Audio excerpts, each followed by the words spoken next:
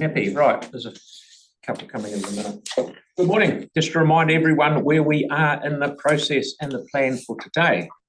There are 3 policies within the draft LAP: reducing off-licence trading hours, freeze on new off-licences in high deprivation areas, and restrict new bottle stores located near sensitive sites. Last time we had consensus for policy 1, reducing off-licence trading hours, and we adjourned to allow time for members to send through any amendments they might have for policies 2 and 3. So they're the only 2 we're talking about today. There's not many amendments, so that's all cool. We have received staff advice on proposed amendments. We will go through these proposed amendments one by one, starting with policy 2. I'd like to now invite staff to the table and outline each proposed amendment and their staff advice.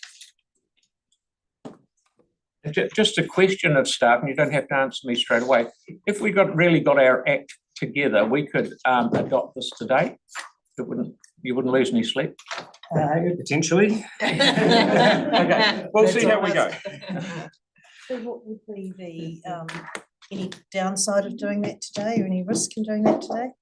It probably just would be to the extent of which amendments are made. So if there are a lot of amendments or tricky ones, we would have to go away and think about them. Essentially, it would be an assurance task for us, so to make sure we've got the wording right, the maps right, all that sort of stuff. So we'll ask that question again at the end. Towards the end, yeah, we'll do it at the end, because we'll go through these, and there's not many, so okay, far away. So I'll go through each of the proposed amendments and the staff advice. I'll just highlight the advice that you have received. So the first amendment is to do with policy 2 from Councillor Coker, which amendment is to amend the appendix relating to the which is relating to the freeze on the issue of new off licences from deprivation levels 8 to 10 and to 7 to 10. First of all, what the consultation told us on this policy as context was that 63% of submitters supported the policy, applying to areas 8 to 10. But there were a small number of submitters who did propose extending the coverage to 7 to 10, which did include the police and Health New Zealand. So 27 of the submitters provided some sort of feedback on policy 2, and a subset of those raised extending the policy to deprivation to 7. I would also note that in our original engagement, we did some pre-consultation engagement in that survey, and originally we had deprivation levels 9 to 10. Following that engagement, we did extend it then at that stage to level 8 to 10. And our advice to date has been that 8 to 10 is sort of reasonably balances the highest deprivation targeting the highest deprivation areas, while providing a proportionate response to the different to managing all the different interests and impacts. So extending the definition to level 7 to 10 is possible should councillors choose to. We consider that this would be an acceptable and low risk to make this change at this stage, because we have previously consulted on the LAP policy that does target high deprivation areas, and from that consultation we know that the community there is community support for a policy that is targeting high deprivation areas. The impact of making this change is that it would cover more areas, obviously, so that means that the policy would be more restrictive on areas in Christchurch, where the city would be, where there'd be a freeze on the off licences that would apply. The only other the other point to make is that also within, just to note, that within the levels, SA2 levels 8 to 10, which we're basing the policy on, that there are some mesh block level 7s within that. The SA2 levels are a higher or less zoomed in sort of area, and so within that it's averaged out. So there are some level 7s within that level 8 area as well. Yeah, and that is staff advice on that first amendment. To the second, which is also an amendment from Councillor Coker. So this amendment is states amending the policy from an applicant can apply for an exemption to this policy provision if they can show that in the application that their primary purpose of their business is not the sale and supply of alcohol. The amendment would be an applicant which would exclude supermarkets and grocery stores can apply for a policy, apply for an exemption to this policy if they can show that their business is not, the primary purpose of the business is not the sale and supply of alcohol. So in the draft policy as it is currently, a supermarket, for example, could apply for an exemption to the policy by showing the DLC that selling alcohol is not the primary purpose. The rationale, as a reminder of why we put this in the policy initially, was to allow for businesses to continue to enter into and invest in areas of high deprivation where they might sell alcohol as part of their wider business, but selling alcohol is not their primary purpose. And so a freeze may deter some businesses from opening new premises in high deprivation areas. And this was something we heard in our stakeholder consultation from the supermarkets, that the ability to get an alcohol license may impact their decision to enter into a market. And 63% of submitters in the consultation supported the policy as was consulted on. I would also note that in our pre-consultation engagement, we did ask about supermarkets as well. And the response to that was 40% of survey respondents wanted a freeze on supermarkets to apply in this policy. And some noted that they consider supermarkets to have that wider amenity to communities. There were, again, a relatively small number of submitters who opposed the exemption. Again, 27 of the submitters provide mixed feedback on the exemptions to do with this policy. And the most common feedback from this group was around opposing the primary purpose exemption, feeling that it did undermine the intent of the policy. So the proposed amendment, if it was to go ahead, would mean new supermarket and grocery stores would not be able to sell alcohol in high deprivation areas. And that means that the policy would probably more apply to smaller shops, such as gift shops, florists, and that sort of thing. Sorry, just explain it to me again. If the supermarket is in a high, if it's existing, it's no problem. A new one, if it goes in a high deprivation area, it won't be able to sell alcohol full stop. If you remove the exemption, yeah. So currently there is an exemption. Yep. So a new one could move into a high deprivation area and apply to sell alcohol. Yeah. So, but what Melanie's proposing is, if you're a new one in a high deprivation, yeah, none. Have I got that right? Okay. Yeah. Yeah. Thank you for answering that. It's small gift shops and stuff. Yep. Sorry, I shouldn't have butted in. Carry on. You know, would you want to do some questions now? Well, we might be able to cut some of them off at the pass now. So we've got Tim, then Vic, then Mark, then Tyler. There'll be other ones, I'm sure. Oh, yeah, no, sure. I guess, really good information you've given on the first question. I guess what would be the legal risk of being challenged on that by supermarkets or grocery stores or anybody with regards to the first Melanie's questions? Because you're saying that we have in the past gone out and got feedback, and based on that we should be okay. Is that correct? Yes. Yeah. So you're talking about if we remove the risk around removing the going from down to 7. Which I support, I mean, there's no question, but I guess what are the consequences of a legal challenge? It's a hold up and... See, it's low risk. Yeah, I realise that, but what would be the time frame of holding it up and all that kind of thing? The time frame, I can only give you an estimate. Yeah. That'll be a matter of months. Yeah. Yeah. If it's done by judicial review, then they're normally given. And you also said that some of those deprivation area 7s are caught up with 8 and 10 because they kind of get overlapped or whatever. The second question, supermarkets and grocery stores go for exemptions. Has there been historically any other type of outlet that has gone or would go for this, do you think? would we allow, so that's just supermarkets and grocery stores, but the wording is primary purpose, so that could actually be anything, couldn't it? Yeah, so as the wording currently states, it's the primary purpose it could capture any business where they sell alcohol, but it's not the primary purpose. So the ones that, I guess the big ones that come to mind are those supermarkets and grocery stores, but it could be, for example, say like a gift shop or a florist or another sort of business that maybe they sell some wine or some champagne or something like that. Vape shop. I'm not sure if they, Okay. yeah, I'm not aware of any, but yeah. Okay. It's possible in the future. I mean, I'm just, yeah, okay, thank you. Thank you. Mine was more a follow-up on Phil's one. It's just about understanding the unintended consequences of the second one of Melanie's. Isn't part of the equation with the alcohol license, if they can't sell alcohol, then it changes the whole cost benefit analysis of whether they're going to invest in that area or not. That is what they've told us essentially, yeah. They plan, from what we've heard from in the consultations, that they obviously plan supermarkets well in advance. And the one of the things that would take into consideration, yeah, is whether or not they can sell alcohol and what that means for their business. Yeah.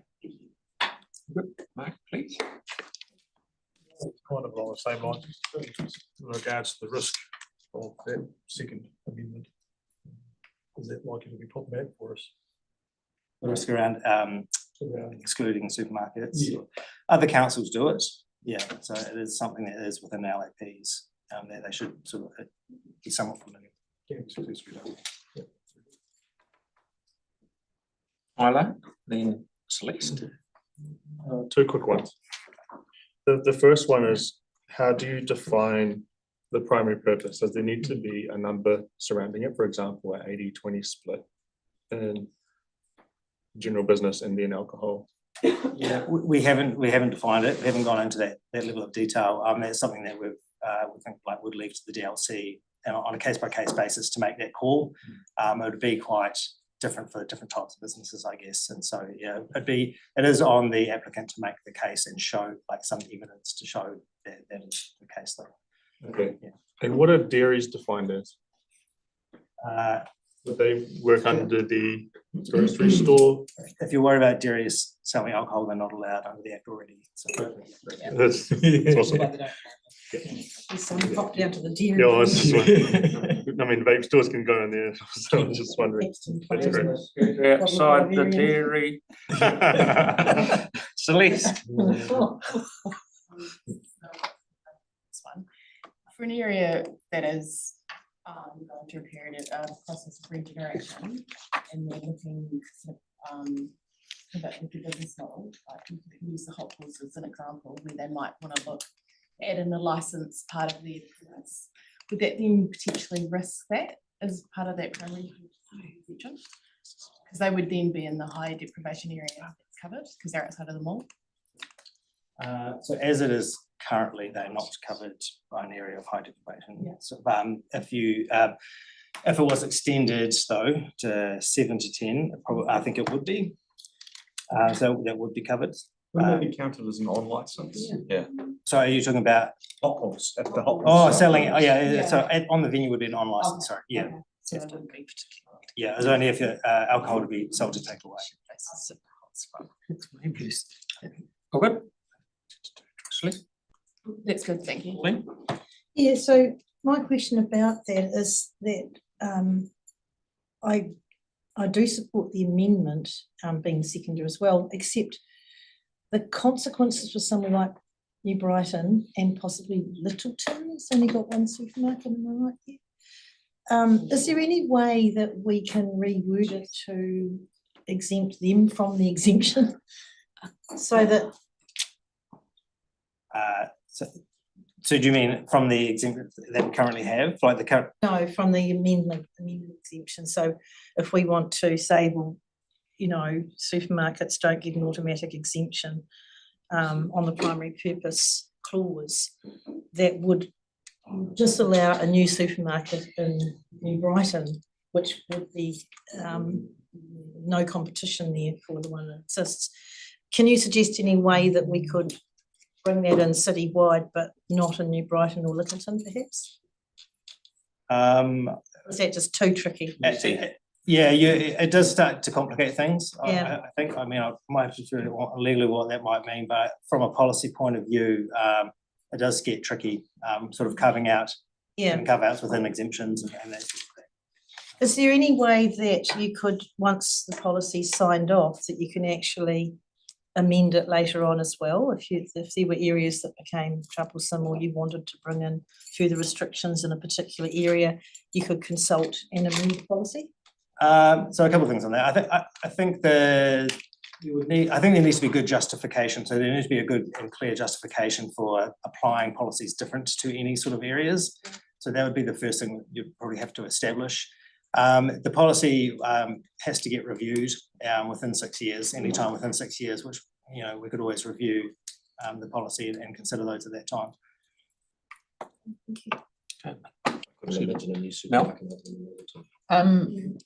Mine's sort of along similar lines to say, if a supermarket was to close completely in an area, low deprivation, and then another one come in, I guess ideally, if this was, it probably won't go through, but if it was to go through, ideally I would like sort of a cap.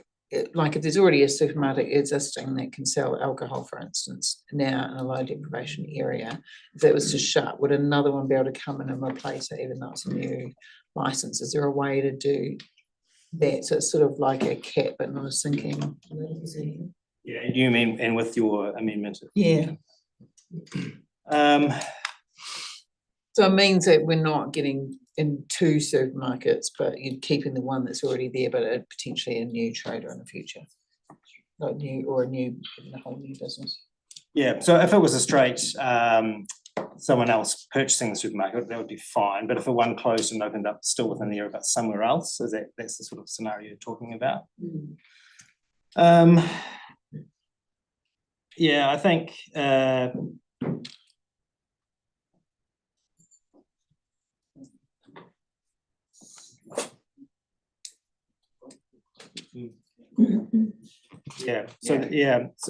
So as the policy is, so under your exemption,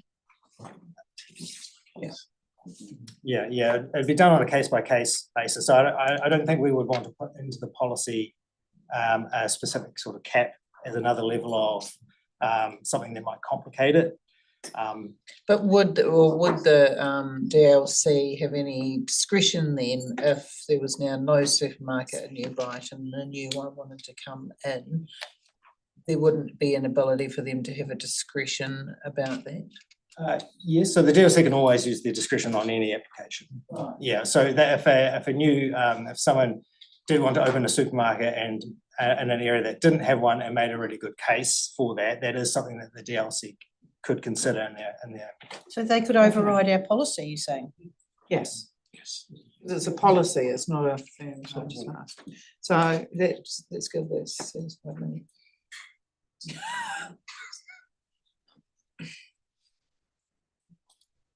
good. Could they also override it the other way? So if we didn't pass this amendment and another supermarket wanted to open up selling alcohol in a low deprivation area, they could prevent that by not granting a license? Potentially. Potentially, okay. Yeah, I mean, the DLC, the LEP is there as a tool for the DLC to use, which sets the policy direction. And so there is an expectation that they would consider in any application. Yeah. But one of the things, one of the things here, we're trying to make it as give the DLC as clearer tools as we can, so that they don't get bound up in, having to look at something. If we say, oh, this is a wee bit hard, we'll just give it to them to sort out. If we make the decision, bang, that's it. It's clear for them. Yeah, so one of the benefits of an LEP generally is that it gives the rules for the DLC to follow. And so, yeah, they have to sort of, they can point to something to make those sorts of decisions. Okay. So the DLC, I know they currently seem to be giving a reasonable amount of weight to community input if they object. Is there a noting clause that we could put in to support that? to support like that would encourage the District Licensing Commission to give effect to community views. I think the LAP is the expression of the community views in a policy form so that it can be applied in on a blanket basis. I would hesitate to put in a clause that would be requiring the DLC to consult, for example. But one of the things that we have got is in the sensitive sites policy, for example, there is an onus on an applicant to demonstrate having engaged with the community in the area around to address any concerns.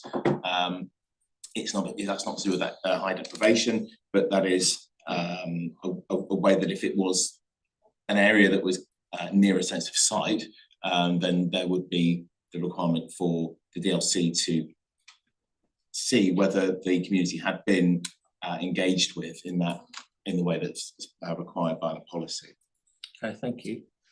Jake, and then Celeste, and then we'll get on with it. In New Zealand, we have a supermarket duopoly, and there are talks of a third entrant, Costco, Aldi, in Australia, and Auckland there's a Costco. In that part of Auckland, we've seen downward pressure on grocery prices as a result of having that third entrant in that part of the city. Do we think that the second amendment of Melanie's, the exemption, would make it harder or easier for a third entrant to enter into a low socioeconomic area of Christchurch? well, I mean, ultimately that is their decision, but what they would be weighing up is essentially the cost of having to, the trade-off of trying to apply for an exemption and thinking that they will be successful in that or not, versus having a supermarket that isn't going to sell alcohol. So really that would be their decision. So it would make it easier to open for a new entrant open in these parts of Christchurch, would it? One of the benefits of the policy as we've consulted on it is that it would give applicants and the DLC and the community a sense of clear parameters and an understanding of what is more likely to happen. Whereas the more that the policy is made sort of variable on a case-by-case basis, the less certainty that is provided to applicants as well as the community and as well as the licensing authorities. So that's a roundabout way of saying that as consulted, we believe the policy would give greater degree of confidence that to people involved in the licensing process to know where they would stand. The more that the policy is changed, potentially that gives less confidence to people making investment decisions, but also to the licensing authority to know what the council's position is on a certain thing. Right, more you. Celeste, then Tyler, then Vic, and then I really want to get on. But 63% of people have said we support the policy as proposed, which has an effect on supermarkets.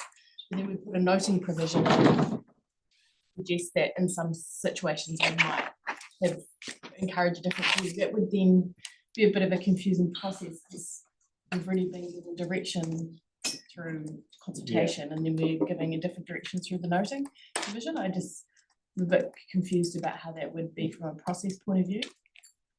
Yes, I think you're right. It would just be another thing that would like in there to be considered when some of this is already considered by the DLC anyway in applications. So there's already that scope. Okay. Thank you. Through the chair, if I may, one of the things that's worth reminding, being reminded of is that the criteria for the issue of licence, as Tom mentioned earlier, the relevant LAP is one of several things that the DLC has to consider when making a licensing decision, and that includes, as it is today and as it would be under an LAP, whether in the opinion of the DLC the amenity and good order of the locality would be likely to be reduced to more than minor extent by the effects of the issue of the licence. So there are in place hurdles that need to be sort of passed today, and there would continue to be sort of safeguards in place under section 105 of the Sale and Supply of Alcohol Act. So that having an LAP doesn't take away the requirement to consider what the impact of issuing a licence would be in terms of the amenity and good order of the locality. Okay, Tyler, then I just wanted to talk about the DRC quickly. Ask about street of any declined applications. And over the past few years, how often have the DRC declined applications? It's, I wouldn't have numbers, I have to check on. I think it's said in the paper today, they just declined that one by the bus exchanges, first one in 4 years. Yeah. The first one in 4 years. Yeah, they don't decline. Okay. Just as a bit Paper, of it must be context to that true. though as well, what we do know is that sometimes they don't make it to that stage if they're not. Yes. Gotcha. They withdraw. Might not apply if they don't think they're going to. That's good to know. Alright. So in our area. and that's I was going to ask about the bus change, but you'll probably cover it in the next amendment, so I'll just wait for that. and Vic, and then we're Okay, very small one, follow up from councillor Donovan's. On if we reduced or increased the deprivation 7 to 10 instead of 8 to 10, how does that impact New Brighton, please? So New Brighton would be kept, so currently it's the parts of New Brighton are captured, but the part that are near the beach and near the mall is not captured under the current settings. If it changes to 7, it would be. Yeah. Thanks. okay. So just one real quick one from me. If correct me if I'm wrong, if we're not careful, if we pass number 2 on here, the second one, Melanie's second one, there is an outside chance that there will never be a supermarket built in a low deprivation area again, because part of their business case is they do make some money out of selling alcohol. If it is built, they will still come under the new one of number 1, where we said that everyone's got to shut at 9 o'clock. They'll still be under those laws. Yeah, that policy will still apply to them. So any supermarket, Yep. whether existing or new. Yep, will close at yep, 9. so that's cool. But if we put this on them to say you're not allowed to sell alcohol at all, some areas of low deprivation, which could be crying out for a subdivision, for a supermarket may not get one because it won't reach they won't be bothered. Potentially, that is the risk. Okay, righto. And just to clarify, the supermarket doesn't have to shut at 9, just got to stop selling alcohol at 9. I'm sure it's just to clarify. Okay, so moving on, this amendment only, it has a seconder, is that you, Pauline? Okay. Now we will have a debate on this amendment only. Oh, Go through the rest. No, that's what, this debate on this amendment only, do one at a time, get them out of the way. Yeah, I think staff are going to cover all the amendments first and then we get into that. Yeah. yep. Okay, yeah, that's not where I've got it here, but anyway. All right. So because the next one, Councillor Moore is not here, his amendment won't be on the table. Okay, so we'll go to the next one. Andreas. We just get some information about it though. Just if you could just talk us through that a little bit though. Yeah, so we don't want to limit the ability for another supermarket in the Hallsville area, for example. Yeah, so I'm happy to explain Okay, that one. explain away. So currently, with the deprivation levels and mapping that we've got, there's a piece of land in Hallsville where the let's say the line of that level of deprivation cuts through the piece of land that 2 supermarkets are going to in the future be located on. It may be that one of those supermarkets gets caught within and one of those supermarkets doesn't. That is, I think, the rationale behind Councillor Moore's amendment or suggested amendment. Our advice is essentially that if there is one that is caught within the deprivation level area, there is the exemption in place for them to be able to apply because it won't be exemption, as their primary purpose won't be the sale and supply of alcohol, to then be able to supply alcohol. So there would be no difference between the supermarket's ability, if that was to take place, of selling alcohol in Horsley. So his amendment's not required. But it might be if we passed the no exemption thing. Yeah, that's right. Yeah. If there was no exemption, then Obviously. you'd let competition and stuff in that area. Yes, yes, but also noting that the DLC can always choose in the circumstances to, discretion on those applications, but that would. But if there's no exemption, they can't have discretion, is that right? Well, technically they can always have discretion over any licensing application decision. So the LAP, what the LAP does, essentially put the policy in place for them to guide their decisions, but they might see in exceptional circumstances to do something else if that seems the right call to them to make at the time. So is that enough discussion on that one? Okay, you want to move on to the next one? So the next amendment to be discussed is to do with policy 3. So this is to do with the sensitive sites policy. So this is the policy that bottle stores can't open up within certain distances of sensitive sites. So sensitive sites currently are primary and secondary schools and addiction and rehabilitation facilities.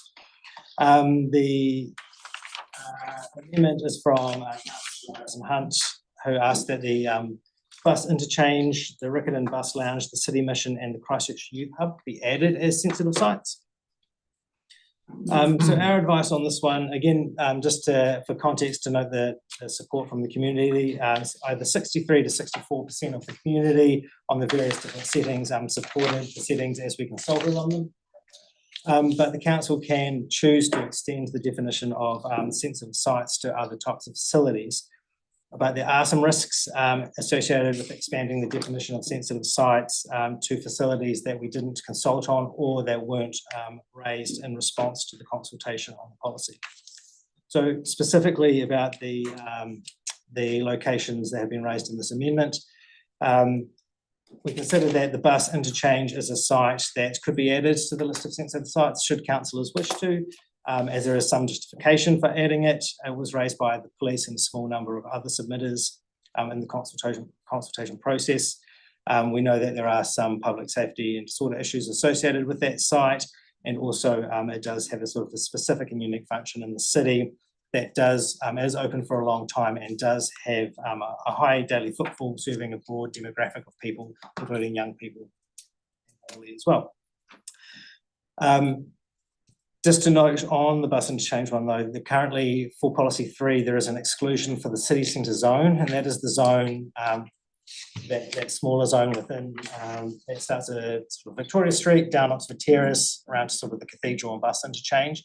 That site under the current draft policy, that area is excluded from the policy. So if councillors wanted to add the bus interchange into the policy, we would recommend taking out that exclusion for the city centre zone. For the city mission, that one is actually already captured within the policy. And so, yeah, that has a 100-metre radius around it in the as it currently stands. So we wouldn't need to add that one.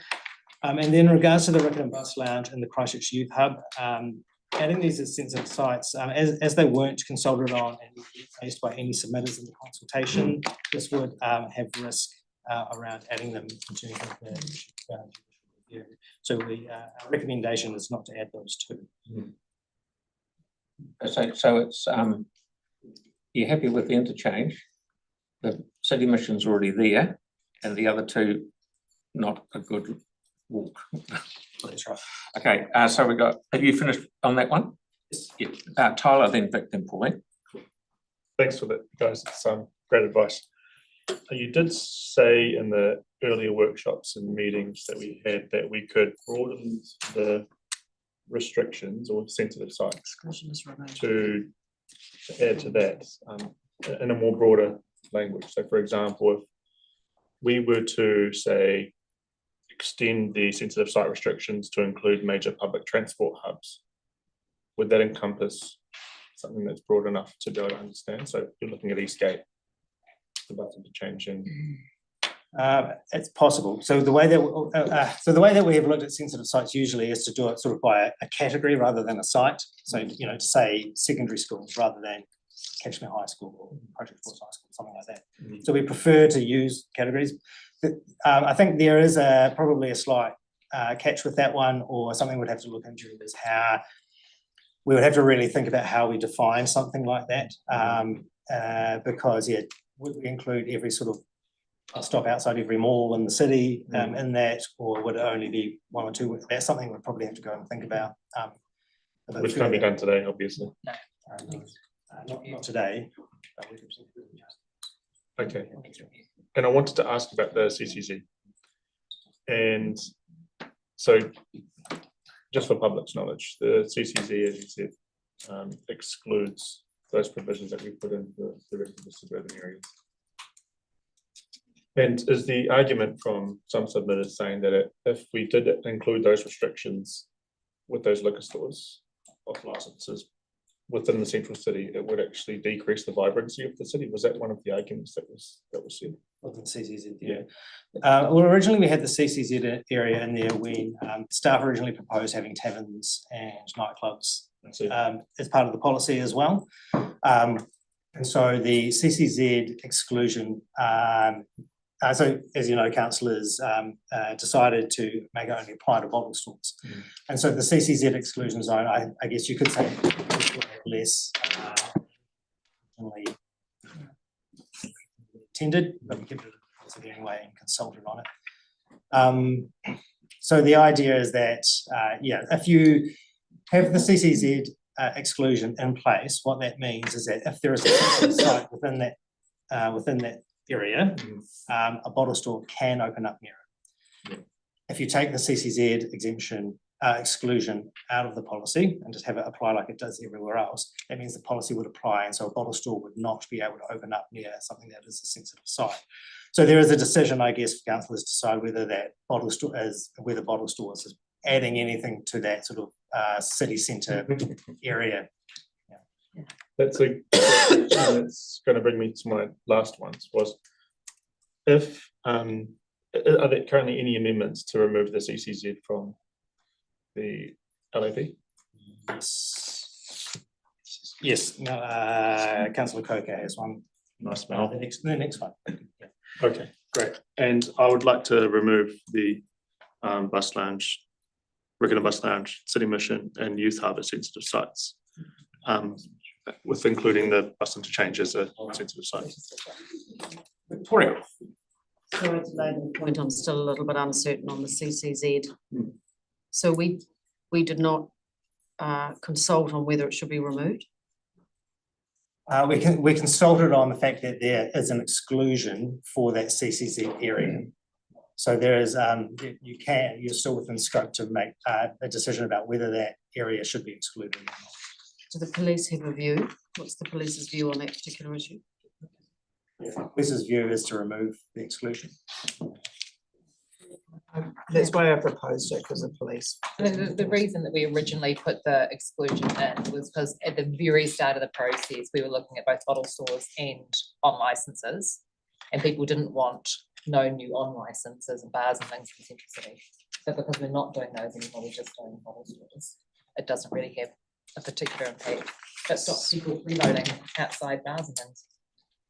Potentially. Come back then to that part of the other part of that question around does this make it easier for the licensing committee with or without the CCZ? Easier might not be the right word.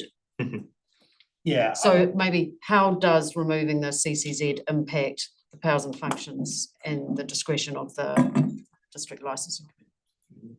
Yeah, I wouldn't necessarily make it any easier or not easier. It just changes how they would apply. So it would clarify things for them in terms that there is a policy in place, but whether they apply the CCZ or not wouldn't be necessarily any easier or not. Just make it easier for them to know what the policy is. If I may, the CCZ is, as the name suggests, within the central city. There are sensitive site distance settings for the central city that are different to those in the rest of the district and also in Banks Peninsula. And we would consider that if the CCZ exclusion was taken away, then the default would be for the central city distances to apply as it would if you took a step out of the CCZ. If you take the CCZ off the table, then it is as though you're in any part of the central city. So what that means is that we've applied a 50 metre within the 4 Avs, we've applied a 50 metre distance for the sensitive sites provision. So we would assume, I guess unless you tell us otherwise, we would assume that we would, from the bus interchange, if we take out the CCZ, we would apply the same 50 metre radius around that one. Point? Yeah, thank you. Just a process question. So if we were to pass the amended amendment around the bus exchange, and your suggestion is if that was to pass, that the central city zone exclusion also be removed, which is the following amendment. Could we roll those both into one? Because they do follow, don't they? Yes, they are linked. We can't really do. You mean the amendment both? The amendment. Yeah. Yes. And what we'll do, we'll finish doing this is good. Then we'll have 10 minutes and there'll be a bit of So massaging here and there. So could we get staff to work on the melding the two together, and you be the mover and the seconder? Yeah. That might Mm. two into one. Yes, in that 10-minute break, we'll Yeah. work on that. Okay. Yeah, okay, Thank you. good question. Oh, Celeste, thank you. no, one of the few. Celeste.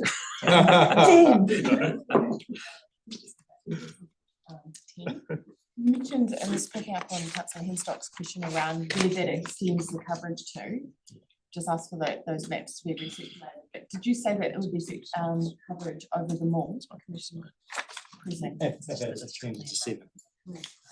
Yeah, so as it stands, under 8 to 10, under the current policy, the mall is not covered by that. But if it moves sort of back, I think you could say, and then but if it moves to 7, then it would. So this is probably one that this is quite a significant one. So we're just clarifying that the 7 to 10 would cover the New Brighton Mall. So for instance, you've got a brewery that's just opened there. Fortunately, they've gotten ahead of this, but they're the first cab off the rank. They've got an off license. So that would be a tricky. So then say a new boutique grocery opened, an opening sort of a wine boutique, there would be a whole range of consequences as part of that. It's not the 7 to 10 that's doing that, it's the exemption. 7 to 10 though would cover them all. It's currently not covering them all. Only if the exemption, that there's a lack of exemption for that grocery. So only if Melanie's second amendment passes. That's what I'm clarifying, yeah. Yeah, that's right. Yeah. So a grocery store that sold alcohol could apply for an exemption to say that's not the primary purpose of what they do. And they might still therefore be able to sell alcohol.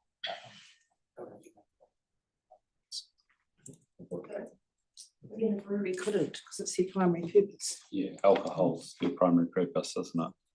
So effectively, in an area that's going through regeneration, plans that might be underway could be stalled as part of that extension.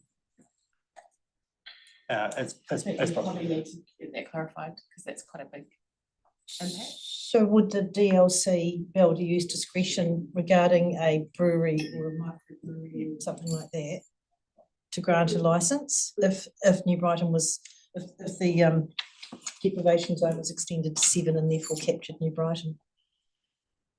Yeah. As I've said, the DLC can always use their discretion on any decision. So they could make a case in that situation to be treated differently and why, and it'd be for them to decide.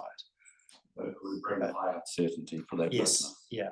And if the board's made a submission specifically stating they don't want the area within the mall to be captured as part of this policy, and then we put through a policy that's against, I have some real concerns about that. There is an on license though.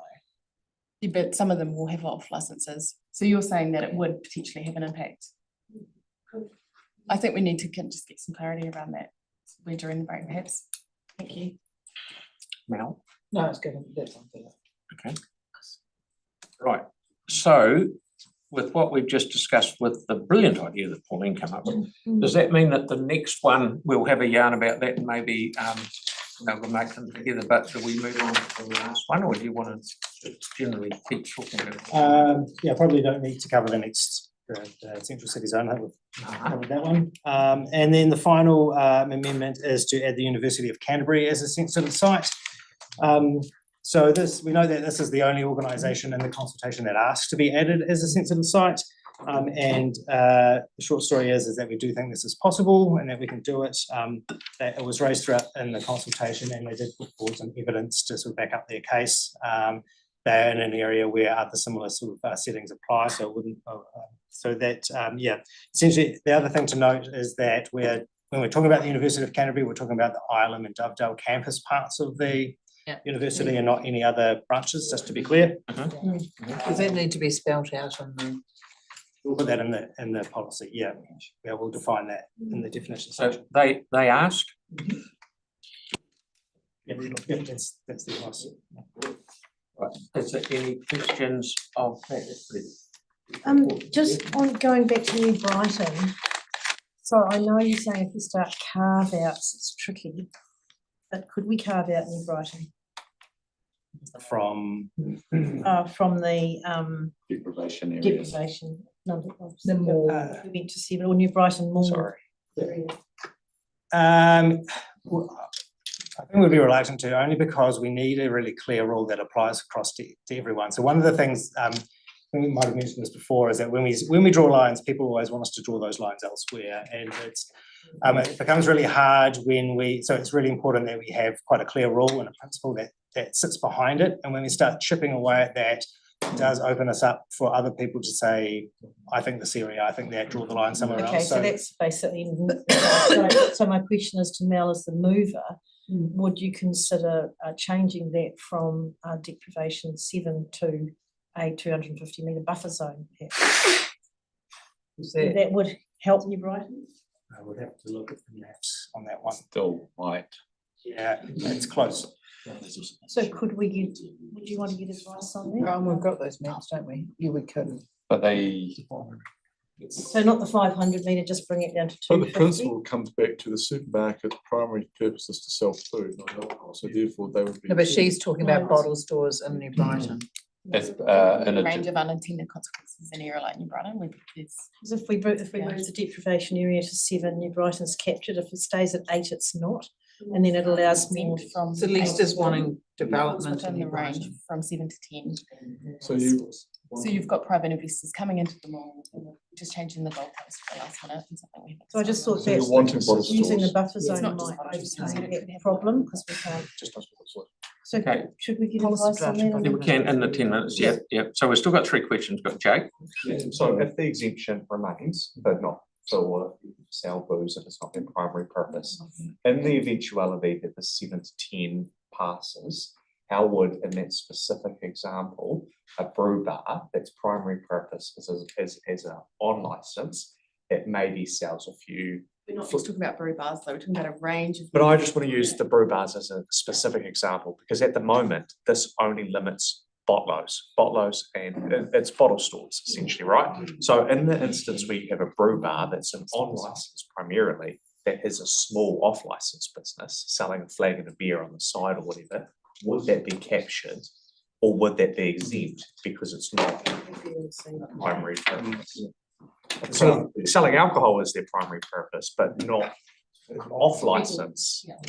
Yeah, how would it be? Because it will also be supplied. It's not going to encourage people to do that, that's the thing, because they have to rely on getting a exemption from. Yeah, but the exemption's there easy, as opposed to taking away the exemption. Yeah. It's quite a high risk proposition in an area that's going through a period of regeneration. 8 to 10 is clear.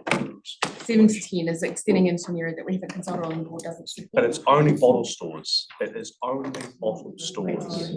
Breweries would have to get an exemption. No, they're not captured. If they sell one bottle off license, they're not, they need an off Well, license. that's the question I'm Yeah, that's asking, what and it's that- not Is clear. it? So does Yeah, a golf that- gift shop. They're working on that, and just remember the microphone here will be going to I think after the questions finished here, we're going to come back after a break and we'll answer that They're all good question more questions, fully. and we don't want to make Brighton It's just that we're going Well, I know round. the advice from the developers is they're very concerned that the mall will be captured. Excuse me, can we That just is- have 10 minutes to discuss? We'll just do, yeah, that's cool, 10 minutes we will, but we will just do these last two questions and then we will have 10 minutes, okay? Tim's good, and Sarah? Same as Jack's. Yep. Okay. Sorry, so with the. We're worried about nothing. Is it, sorry, is it possible to look at a buffer zone that doesn't, around the 8 to 10 doesn't include like a distance for a buffer zone that doesn't include New Brighton Mall, like 100 metres or something? Yeah, so the advice I've just I don't know where received the is that boundary a is. 250 buffer just misses them all. I see. So Right, so it's no, possible, but then, yes, I would also then, we have the advice on that, on adding a buffer zone or not as well. That you. Okay, so we'll have 10 minutes, which will bound to be 15. Yeah, So, 15 might be better. okay, 15, so we're, yeah, we'll go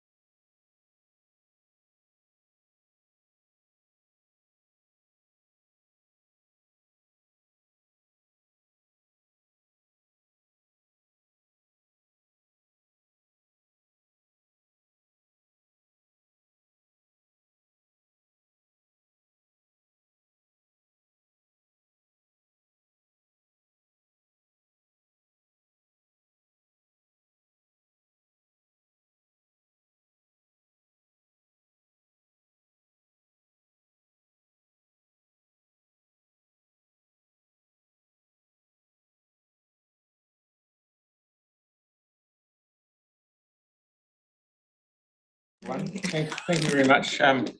We're back on it again. We've had a bit of a yarn and played with some amendments here and there. Staff have got a little bit more advice for us, and John's got some information for us as well. Yeah, I'll just make a start, and then I'll hand over staff to just sort of complete the advice before we get into the actual amendments. But the staff advice is still the draft policy that's in front of you without the amendments. And I just wanted to sort of reiterate some key points with that, and that we've spent a lot of time making sure that the policies that we come up with do have an evidence base behind them.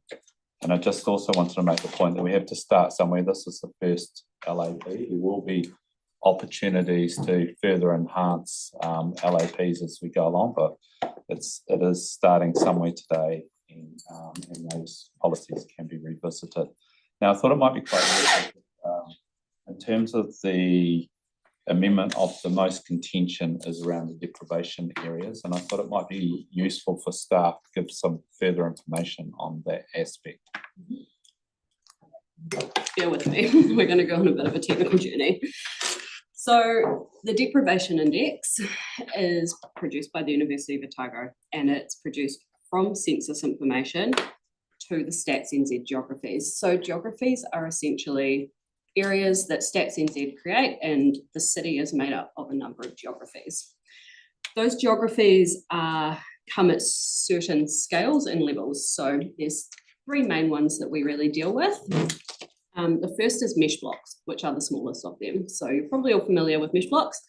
They're the smallest Stats NZ geography, and they're about a street block sort of in size. Then we have what they call statistical area 1, so that's SA1s, which are a slightly bigger geometry and are made up of multiple mesh blocks. And then we have what are called SA2s, which are bigger again, and they are made up of multiple mesh blocks or SA1s. So they're essentially nesting, they all fit inside of each other. When the University of Otago produce the deprivation index, they do it across the geographies. So they produce the deprivation index at a mesh block scale. So for each one of the mesh blocks in the city, it's given a deprivation score. And then they also produce it for those other geometries. So when we were looking at how best to apply that policy, we had to look at what geometry we were going to use as well. Mesh blocks was where we started because it gives you the most granular overview. But where we landed was to use the SA2s, which are that bigger geometry that I was talking about. And SA2s cover bigger areas, but it means that from a mesh block point of view, they also cover some of those deprivation 7 mesh blocks. So there's about 500 deprivation 7 mesh blocks within those SA2, decile 8, 9, and 10 SA2s. So they are nesting, and it's not as simple as it sounds in terms of once you get up to deprivation 7 SA2s, you will have some mesh blocks that are deprivation 5, 6, or 3, 2. It could be any combination of the within that decile 7 SA2. So it's pockets, and those pockets nest up to a deprivation score for that larger area. But with what you've got in the current draft policy, a lot of those decile 7 mesh blocks are actually covered already. Are there any questions on that? Because it is quite a lot. So staff advice is 8 to 10 is the most appropriate at this time. And we looked really hard at those geographies when we were what to put in the draft policy and what worked best and how to best arrange those. So yeah. Just help me understand, like if I look out by the airport, for example, there's massive amounts that are red. yeah. That's clearly not a low socioeconomic area at all. So with the Stats NZ geographies, they're made up of a certain number of people in each geography. So obviously, as you get into the centre of the city, they're a little smaller, population density is higher. As you get out of the city into some of those more rural areas around the outskirts, they get bigger because they have to make up the population numbers. So for example, mesh blocks, there's about 100 people in every mesh block. The size of the mesh block changes depending on what the population density in that area is like. So that's why, and I think we're looking up by Herwood in the northwest, yeah. it's a bigger mesh block just because there's not population density within that. So there will be some areas in there that are maybe not as low socioeconomic area, but there are people within that mesh block that are, say, two. Deprivation decile. It's just really hard when you look at the map to think that that's a lower sectional area. Like it just. So. Is there any other way to do that? Deprivation index looks at typically socioeconomic indicators, but there is other pieces that feed in access to things like telecommunications and other bits and pieces around housing and crowding and things that fit into that deprivation index as well that can shift those scores. So that area has come out based on the score, and it's based on the people who live in there. Right, good. Sorry, Tyrone. So thank you for that explanation, Amy. So as I understand it, like the thing about SA2s from memory is that they kind of, whereas mesh blocks are, they're a square. SA2 sort of captures a neighbourhood. Yep. So it's kind of better, more adept at catching the vibe of the area really in a way, right? Like it's much more like this is a sort of like a contiguous neighbourhood rather than this is a square on it. Would be fair to say? Basically, in some areas where the neighbourhoods are quite highly populated, and St Albans is a great example, it will, there will be two SA2s that cover that area, but generally the people who live in those areas are relatively similar, and SA2s tend to go side by side and have pretty. In as much as we can do, but it's much better than it is. Which is why it makes more sense to use it for something like this, the mesh blocks, which are tiny and no one really understands how they get drawn. Okay. Right. Just before we get into that, I understand Councillor Moore's on Zoom now. Do we want to cover that amendment proposed by him now? I think we have to if we're going to talk about democracy. Yes. So I might just ask staff to just cover that again, just for the benefit now that Councillor Moore has joined us. Sure, yep, happy to do that. So this amendment talks about the deprivation level heading into North Horseville. And so there's a piece of land in North Horseville that is going to in the future have two supermarkets in it. Where we have drawn our lines using levels 8 to 10, the boundary of that area cuts through that one piece of land. And I think Councillor's concern here is that two supermarkets will get treated differently based on where the deprivation level covers or not. Some advice on this is that we have exemptions in the policy. One of the reasons we have exemptions in the policy is to capture some of these unintended consequences of the policy. The policy can't be perfect. And so in that situation, if there is a supermarket that is covered within the deprivation area, as the policy currently reads, they would be able to apply for an exemption, a primary purpose exemption. The primary purpose is not the sale and supply of alcohol. If they wanted to then be able to sell alcohol. So both supermarkets would therefore on the same piece of land, if that happened, would be in the same situation and both would be able to sell alcohol. So that covers the concern, more or less. Councillor Coker's amendment will have an impact on that, is that right? That's right. So so the amendment around changing the primary purpose exemption would impact that. Yeah. I'm just responding a moment. So sorry, that amendment has been withdrawn. Yeah, in alignment. Okay, sorry, I missed it. Yep. Okay, so that probably addresses Councillor Moore's proposed amendment. Okay, Andre, you have a question? Yeah, so the buffer zoning will no longer extend to this area because there's no amendment for that. Is that correct? So the policy as it's currently drafted, using 8 to 10 without a buffer zone, captures that same piece of land. So it does that. That piece of land is, some of it, most of it is captured, a little bit of it isn't, as currently. So Okay, so to be clear, one of the supermarkets would have to apply for an exemption, the other one wouldn't. Is that correct? Yes, that's right. Okay. So to be clear, it would be different rules for two different supermarkets side by side. The point of putting an exemption in is because we want people to be able to get an exemption. Yeah, but one would have to apply for it, the other wouldn't. That's right. So by rights, it's possible that they don't get an exemption and one supermarket can sell, the other can't. Unlikely, but possible. Just to clarify that, why would it be possible if there is an exemption there where the primary purpose is for other than selling alcohol? Well, it's at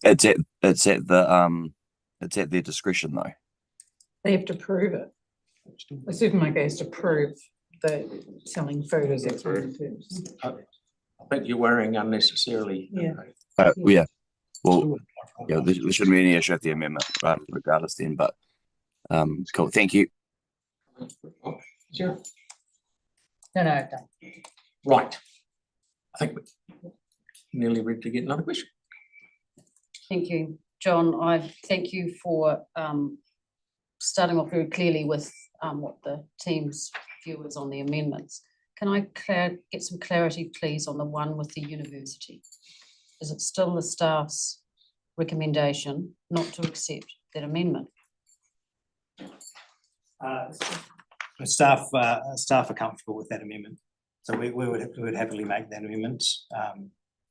As I said, for the reasons that the University of Canterbury asked for it in the consultation to be added, and they also provided evidence about why it should be added.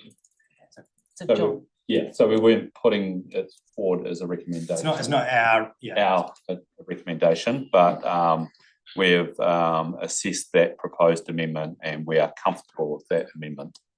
Okay, so for the avoidance of doubt, is that the only amendment that you are comfortable with as staff, please? I think we're also comfortable with the bus exchange as well. Is that right? Yes. And the associated, if you want to, the CCZ. Oh yeah, the removal of the CCC. Because it's fair to say, we guys, this is almost back now, it's not. It's a line in the sand. We haven't got an LAP at the moment. We haven't had one. There's no rule book to say this is how we should build it. We've done it. If we do this, hopefully we will, we can go on in the future and have some evidence-based stuff behind it. Before, at the moment, I wouldn't say we're guessing because you're not getting to the job, but we'll have evidence to build it up and tweak it one way or another and as time goes by. Is that correct? Thank you. Right. So Tracy, is Councillor more comfortable that we remove his amendment there? Has he got a seconder? It's not detailed enough for us to be able to. Not hearing that he has removed his amendment. Right, you're on board with this, Andre? Well, I still wish to put it forward, but if there's no seconder, then there's no seconder. Okay, fair enough. That's cool. Right, Mel? Oh, I know. With the sensitive sites, Tyler and I have combined them together into one amendment because it makes sense because they're two sensitive sites. And my question is, does anyone want those separated into A and B? Bus exchange and like throw them separate. I guess that's an option for people, is it? That's three. It just made sense because they're both sensitive sites to put them into So one. can I check, please? It might make sense to you, but I want to understand whether it makes sense to the policy team, please. It's just because there's a list of bullet points of sensitive sites, and I've just asked, can we add University of Canterbury as a bullet point and bus exchange as another? Okay, so I think we're there. Okay, so what we'll do, thank you for the advice. Now we'll now move to the proposed amendments, which have changed up and down all over the place. We'll run through these by policy, starting with the first. I've just got 2 points, but they're probably changed. Councillor Coker's one, which we'll see on the screen. We'll get John to explain that one, so we're all on the right track. I just ask one further question before we go into that, Phil. Well, I'll second it. I'll wait till I hear from you and then I'll ask. Andre's. No, this one. You just said it's. Oh no, this one's seconded. Talk about Andres. So John, what have we got here? Okay, so this has been amended while we were in the other room, but appendix 1 relating, so it's essentially freezing the issue of new off licenses in deprivation areas 7 to 10, this amendment. Yeah, all the discussion with everyone have gone back to the original. So 8 to 10 is proposed in the policy. This amendment seeking to take that 7 to 10. Yes, we discussed having a buffer, but staff advice around a buffer is that we'd have to come back another day. I'm not keen to. It's that simple. So I have a question on that one. Yeah. So staff will not need more time for the 7 to 10. No, we have the maps already prepared. Thank you. So, sorry, that's back. And Tyler? Just to be clear, in the last meeting that we had, we said that we were going to send a letter to the government in regards to the remote sales. Is that going to be happening? Yes. Not in this process, though, eh? Yes, there's a proposed resolution drafted. We're going, that's one thing, and that's a government thing. Yep. And we've got to push that because Yeah, it's great. the only way to change. Okay, so what we got here, if we vote for this, it will be 7 to 10. If we vote against it, it will stay where it is at 8 to 10. Do we all understand? Right, so all of those in favour of that amendment up behind me, please say aye. Aye. Against? No. No. Yeah, It's easier. Yeah. What number are you on? Sorry, I didn't. Well, Three. Oh, we didn't. That's the case.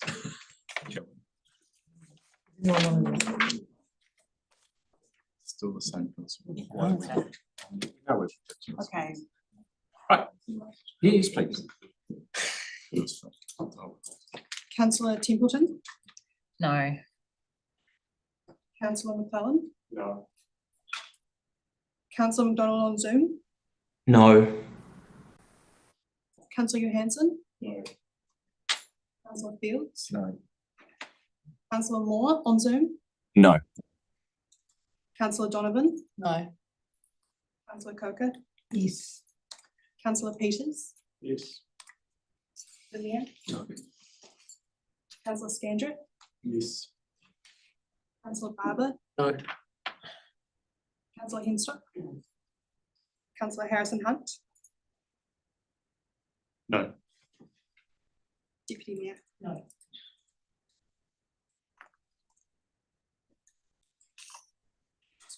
So that's lost. Yeah, it's So that motion is lost, so it will not be included. So we now move to Councillor Moore's one, or did we withdraw that? Have we got a seconder? Oh, no, we didn't have a seconder. That's been gone because it hasn't got a seconder. Okay, so we'll now move on to now it's a combined one between Tyler and Mel.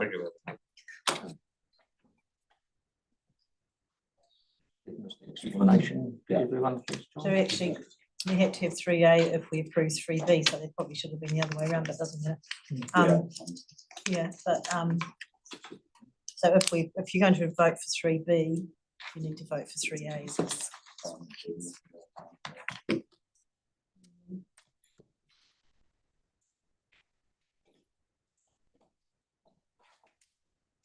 it just has to be put as one. Okay, so this is adding sensitive sites to the sensitive sites between the University of Canterbury and Christchurch bus interchange, and also to remove the exclusion clause for the city centre zone. Does that make sense? Yep. So Phil, can we put them, are we going to put 3A and 3B separately? Or? You can't vote for 3B without voting for 3A. He can vote any way he wants, but yeah, you're right. Yeah, but I don't, like if I'd prefer to vote against 3A. Okay, we can vote separately. Can we do that? If that's the case, you could technically still vote for the University of Canterbury, but not the bus interchange. Yeah. Yeah, that's the one I'm comfortable with. Yeah. Councillor McDonald? UC, he's comfortable with UC. Well, we So could we have could a split three. 3B and 3C. 3C, yeah. Can we do that as well? That way, sorry. Yeah, that'd be awesome. Yeah, thanks. We'll just get that updated and. So we'll put them all together and he can vote against the 3C. Yourself.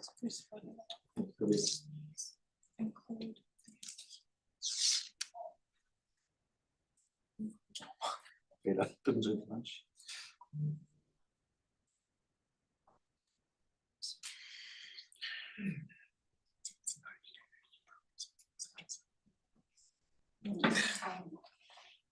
Just be 2 minutes.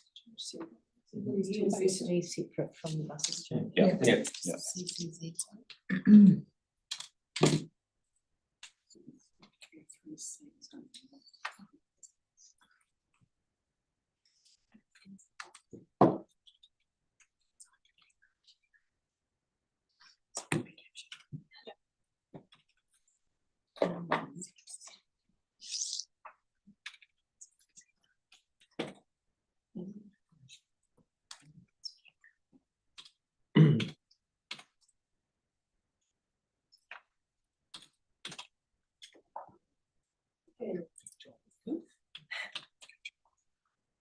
Okay.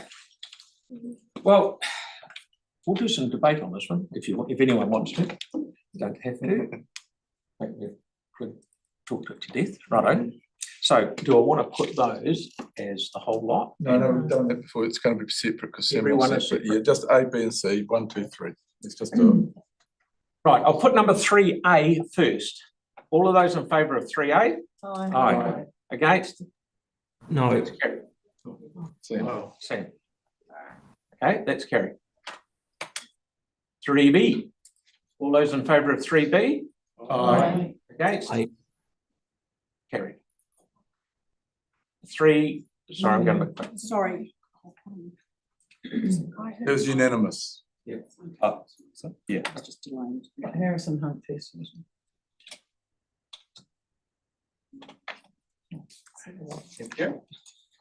Right, 3C. All of those in favour of 3C?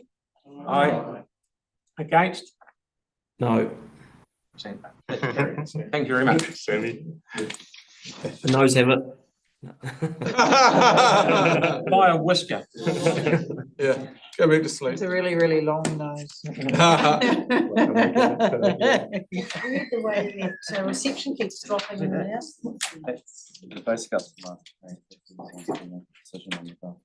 We need staff. Can we, would you give us the advice on that? If we can make a decision? Shall we just take a break for Yeah.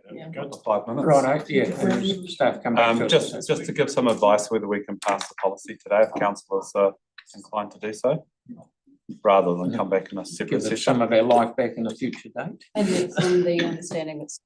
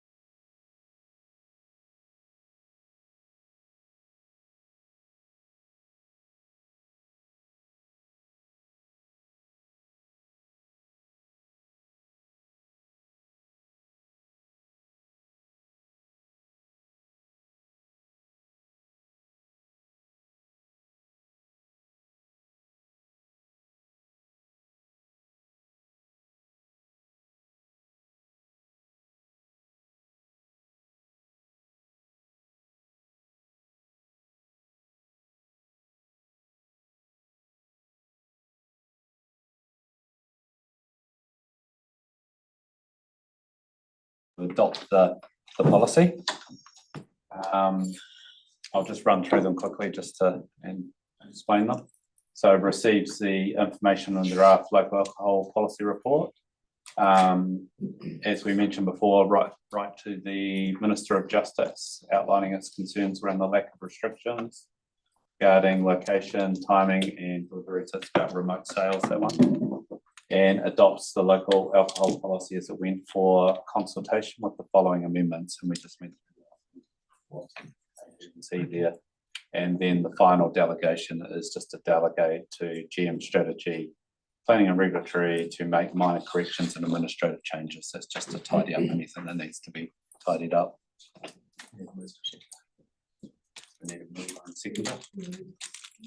We're putting them all together. Yes. I'm happy to second.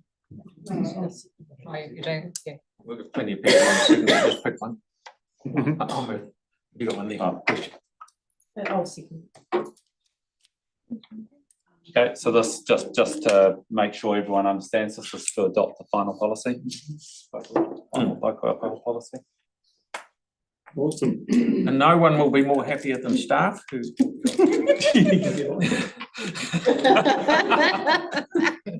Okay, but we should have comments or debate if people want to. Is anyone right? Mark, for a start. Excellent, thank you, Mr. Mayor. I think landing this LAP today is a huge step forward for Christchurch. Having seen us try many years ago to bring in an LAP to help set the rules to protect our communities. This is long overdue, and thanks to the previous government for moving the goalposts a wee bit to allow this to progress. Yeah, note that down. Give credit where credit's due, and also thanks to the Supreme Court for its judgment that has also enabled this. I think this is a momentous day for Christchurch and getting our goalposts lined up to give the best protections we can. This will be a huge step forward. We can always, tinker a wee bit as we find further evidence going forward, but thanks to the staff for all their work on this. They've done a stunning job in going through the processes and doing the research and getting all the community feedback. And I think we've landed in a very good place today with this. Look forward to having this LAP in place to help protect our communities and set some of the expectations around the sale and supply of alcohol in our communities. It's also been very good, I believe, that we've basically seen the on-licence community, the hospitality community, as part of the solution as they manage their premises through their on-licence activities, and try and keep a lid on the effects of the alcohol there. That's part of the solution, and having this to try and change some of the behaviours around off-licence, I think is certainly extremely useful. I did note with interest that one of my local off-licences closed their doors at 9 o'clock last night, so they're obviously, by and large, a lot of off-licences are doing this already, so I suspect you're not going to find this as any sort of huge impediment on their business. So hopefully we can get our communities in a better space in regards to sale and supply of alcohol through this, and may lessen some of the burden on the communities to be objecting on an ongoing basis, because it is pretty tiresome when you're objecting to an off-licence. Experience, I can tell you that. So having these protections in place will be a great thing for our communities. So thank you, staff, and thank you, everyone. Second up, that's good. Righto, I wasn't going to debate, but I think it's probably, I just wanted to say that some of my colleagues will know this and some people will be surprised, but I actually began this process in favour of complete liberalisation of alcohol, based on my experiences overseas. But so that was my start. That was my, do you know what I mean? Basically no restrictions, right? I was in favour of the Berlin model. But actually no. But staff have done a really good. It's really done a lot of research on this. It's been really well presented, and we've gone through a process and we've heard different people's points of view. So I just wanted to acknowledge that, to say that, you know, like I actually have come away through this process and changed my thinking and actually made some discoveries along the way. And I think that's really, you know, that's a good process. So yeah, and to reflect what Mark was saying, I think we've landed in a good place. As the Mayor has mentioned several times today, you know, we're drawing a line in the sand. It's, you know, we were starting from nowhere, and we've got to start somewhere, and I think it's a good process to go through. Alcohol does do a tremendous amount of harm in our communities, and we should never forget that. It is the most legal drug that there is, and it really does cause a great deal of harm in terms of health and well-being and violence as well. So it's good that we're actually doing something. I am thankful that we have worked through some of the issues with Banks Peninsula where some of the communities are shaped a bit differently. So we come to common sense solutions around how to address those types of communities in terms of sensitive sites, and I think we've landed in a good place. And so I'm going to support this. It's been a good process. Jake. Thank you. I also wasn't going to debate this because I knew Mark would so eloquently touch on how momentous this today is, and the actions that we're going to take in a couple of minutes are going to really improve the health of our community. And it's not every day that you can say that you've been a part of that. But I wanted actually specifically to talk about how we've worked as a council when doing this. This could have been a really contentious issue. It has not been. There was debate about whether we would even be at this point this term.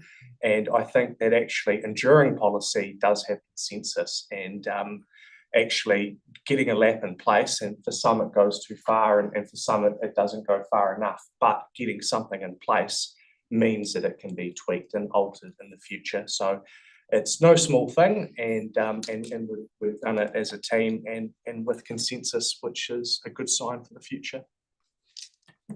Okay. Yeah, I'd like to echo Councillor McClellan's I guess summation of how we've worked on this together with staff. I think it's been a really good process. I think this is definitely a step in the right direction for the ratepayers in our city, and I think fundamentally it changes the balance back in favour of the community. Having been to alcohol hearings before with DLC, it does seem that it's David versus Goliath, and I think it kind of puts us on a more even footing, so that I guess they can understand that the community needs more involvement in this. So yeah, I'm really pleased with the way it's played out, and I'll definitely be supporting it today. Tyler? Yeah, Mr. Mayor. I was actually had a contrasting view to Councillor Fields, where I also have not only lived the experience of alcohol harm through my younger years and also seen it firsthand. I also acknowledge that there are some places which we come to a rebalancing and a rebalancing of the status quo, and it's been quite imbalanced for the last decade at least. And in my day, and I'm still part of the younger generation, we actually had a culture that was surrounded around alcohol, sport, socializing, and all of those other things associated to it, which actually comes at a cost. And from an economic standpoint, alcohol harm actually costs the taxpayer billions of dollars a year, not just through ACC, through property damage, through vandalism, through many other means. But in a more positive note, I wanted to acknowledge those submitters who came in and opened themselves up and opened their eyes. I also wanted to thank those off-licence holders who came in and worked so collaboratively with us and talked about the truth that goes on in their business. And I really changed my perspective when they actually came in. So I wanted to acknowledge them too. Lastly, I wanted to talk about the process. Now, it's probably the second biggest one behind Plan Change 14 that I've been involved with, where I completely trusted it, and staff I wanted to acknowledge you because you helped me trust in the process and feel like we're being listened to, catered to, and acknowledged, not just us, but the general public.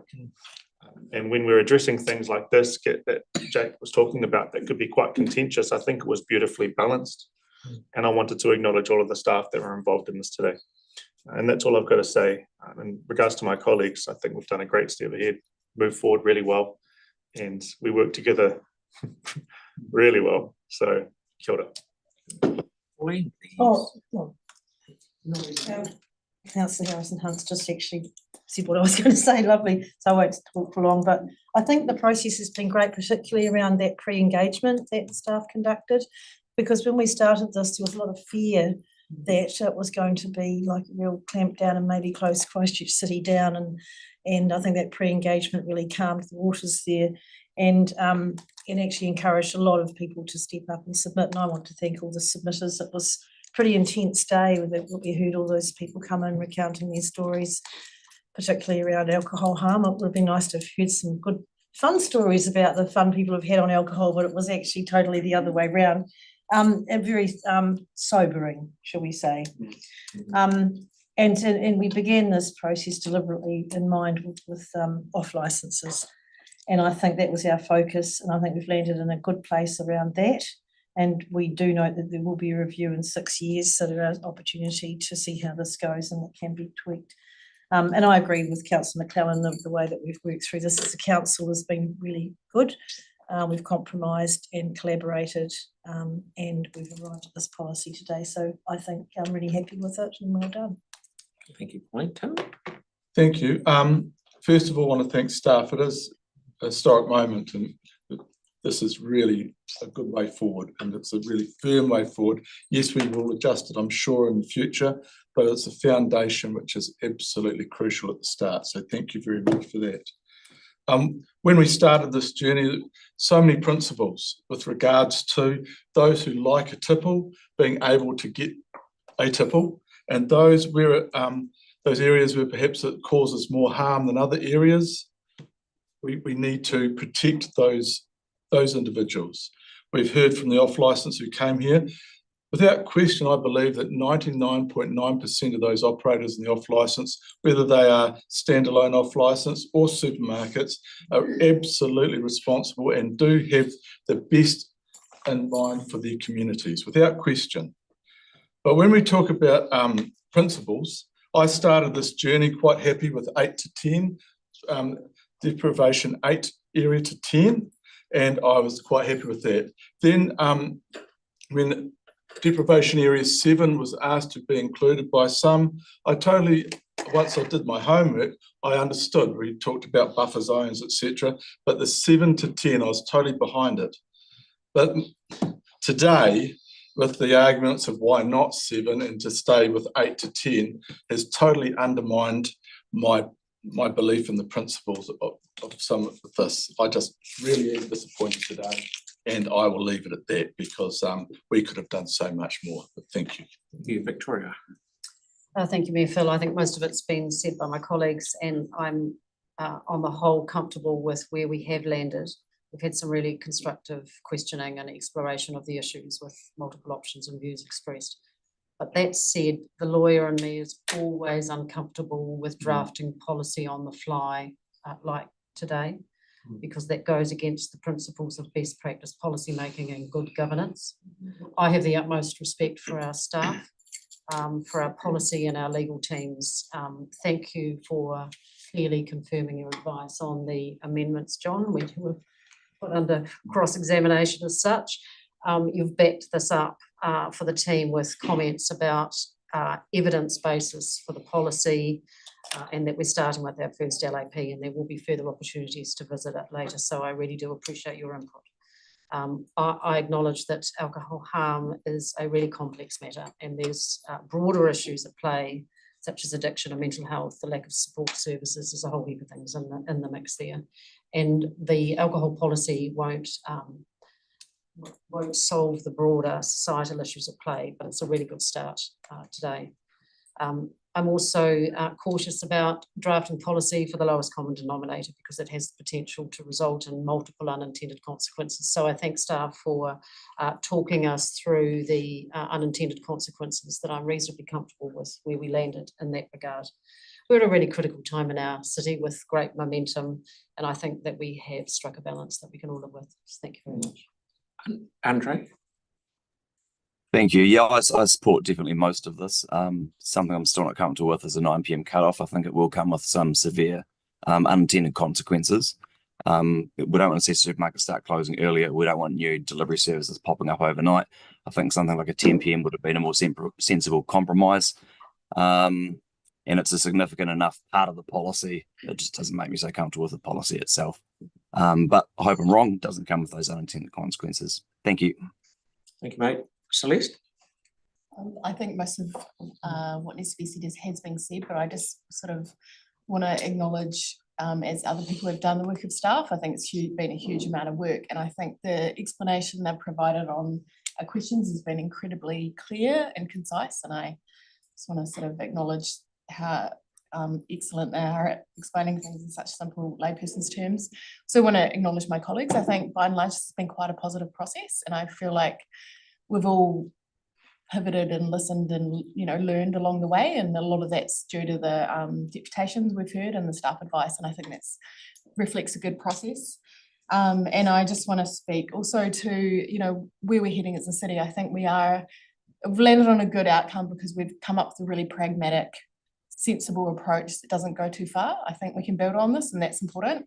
But there was a risk, as others have noticed, that if we do things on the fly, there could be other unintended consequences. So I'm pretty happy with where things landed. And I also think going outside the scope of what people have given us feedback on is risky. And I would have been uncomfortable with us putting forward and approving amendments that we didn't hear back in community feedback. So I think we've come up with a good result today. And I think it's something that we can all be happy with.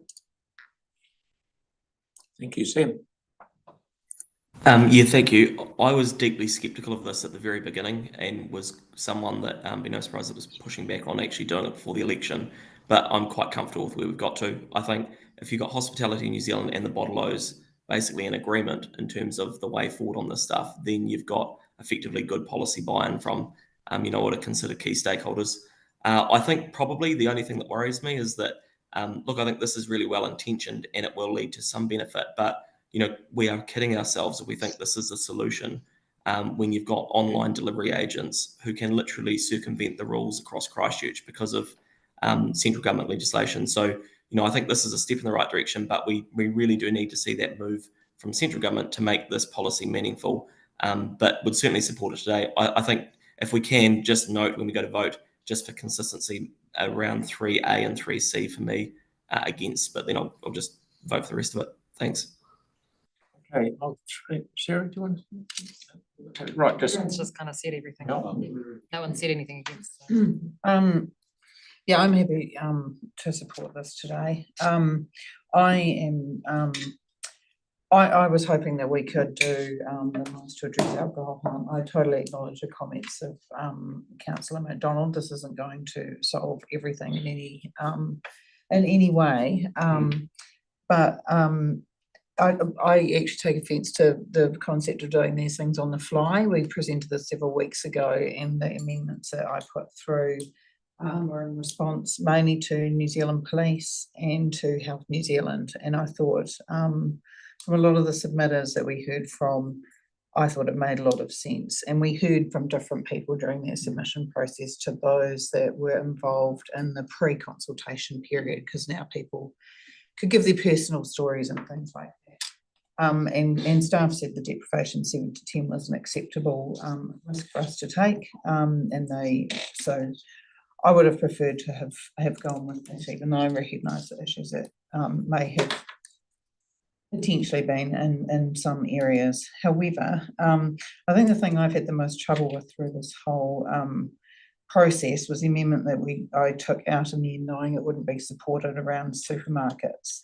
I understand the arguments against for having an exemption for supermarkets and grocery stores. However, I still don't accept that supermarkets coming in and telling us that they wouldn't be able to create a supermarket somewhere because they can't sell alcohol, means that alcohol isn't, or that not selling alcohol, selling food is their primary purpose. It doesn't make sense to me. I think that alcohol is a huge amount of their profits. They sell cheap alcohol and they sell expensive food, and I think it's the cheapest source of alcohol you can get. So I do find it hard to listen to what they have to say. I do acknowledge as well it was bottle stores that were asking us to stop supermarkets selling alcohol where they couldn't, so there was some conflict on their part too.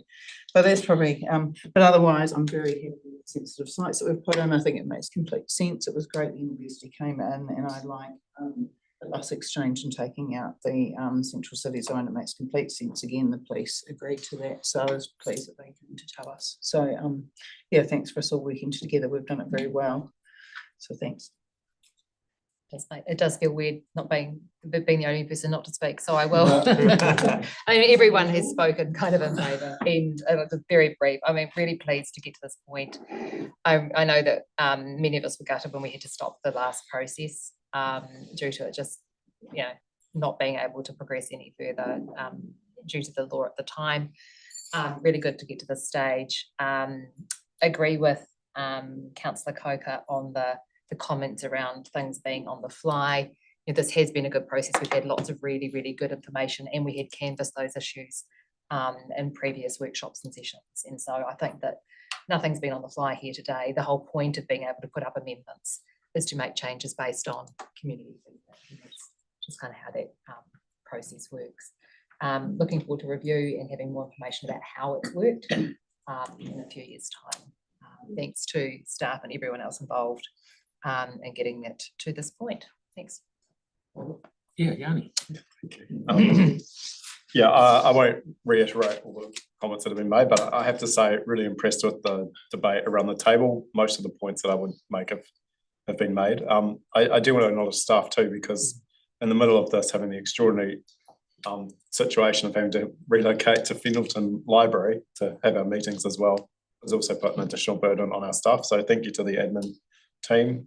Really appreciate the work that you've done to keep us on track to do this. I think just one takeaway that I just wanted to say, which I don't think has been debated too much, but that is that we can put a local alcohol policy in place, but actually there's a number of other things we can do to try and minimise and mitigate the harm that comes from alcohol.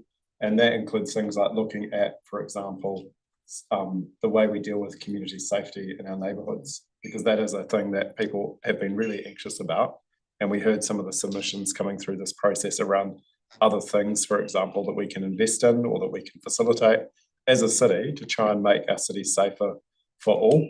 And there was, as has been said, there were some quite personal and quite horrific stories of the impact of alcohol in our communities.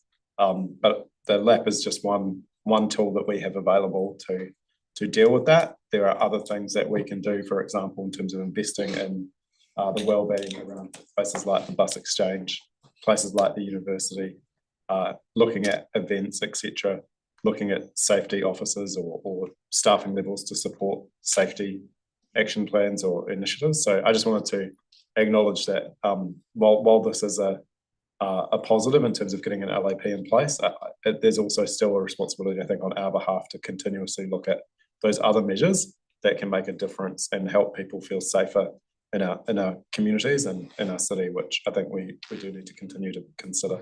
Thank you. This is a historic event in my view. As I said earlier, and everyone else, we've played the game really well. It's good. We'll work together. It's a line in the sand. It won't fix everything, but it's certainly a step in the right direction. I went and talked to a number of, not that I frequent bottle stores, Tyrone. I talked to a number of bottle store owners and I said, would you lose any sleep if you knocked off 2 hours earlier or an hour and a half earlier, whatever? No, as long as the playing field is the same for everyone. I'd love to go home early. Don't have to stay up. It's only because someone is open, we have to stay open, and they'll get their life back as well. But I was very lucky on Saturday night, I got invited to the emergency department and shown around by a lovely lady called Laura. Is that after your bottle store visits? And I actually walked in, I didn't get carried in. Right, but if what we do, after seeing what I saw, if what we do makes 2 or 3% difference to what those people have to put up with, we're a winner. So that's fantastic. I'm very happy and well done, staff. I'd normally say that's a hurrah of a lot of work, but we'll probably say that word. It's a tremendous amount of work, and thank you for getting it all together so we can get it underway today. So thank you, everyone. So with that, we've got a We just know. Yeah, Phil. Yeah, got to move and sector. Okay. Just put all, but just note who voted against, because it's the same as the other one. Okay. Yes. All of those in favour? Aye. Against? No. Oh, I didn't know. Andre. Is it an Andre? No. And just noting the 2 that I did before, like Pauline said, but agree to the LAP. Yep. That is carried. Thank you very, very much. Before we do the carrot, just to let you know that tomorrow we're in council building and there is no Zoom and it won't be live, it'll be recorded. So just to Under the stairs, under the cupboard, the no, we escalator, cupboard in the broom cupboard. Okay, so please join with me. So we're closing carrot here.